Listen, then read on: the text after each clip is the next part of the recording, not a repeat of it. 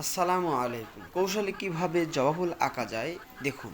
প্রথমে আমরা চ্যাপ্টা আকৃতির একটা গোল করে নেব, মাঝখানে দাগ দেব, নিচের দিক দুটো দাগ দেব, উপরে বাম দিকে একটা, ডান দিকে একটা দাগ দেব এবং সোজা উপর দিকে একটা দাগ দেব।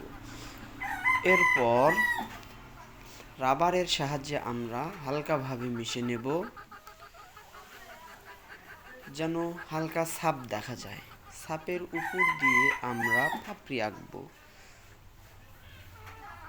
একটা করে দাগ বের করে সুন্দরভাবে ভাঁজ ভাঁজ করে পাপড়িগুলো আঁকবো।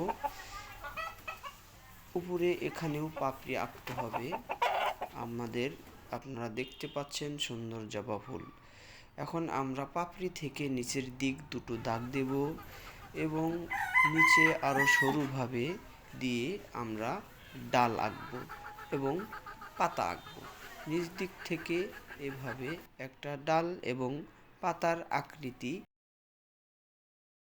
উপরে আমরা সোজা দাগ দেব, নিচের দিকে মোটা এবং উপরের দিকে চিকন, এবং ছোট ছোট দাগ এভাবে দিয়ে নেব। এতে জবা ফুলটাকে আরও সুন্দর দেখা যাবে।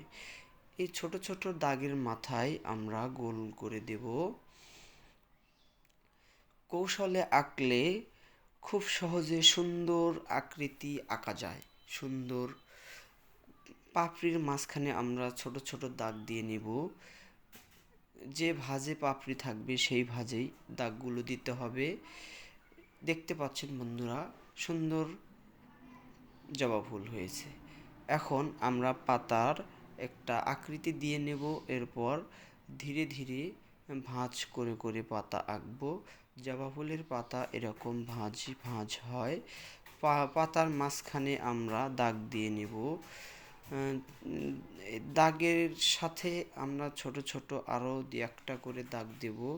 যারা রং করবেন তারা অবশ্যই এই দাগগুলো রং করার পরে দিবেন।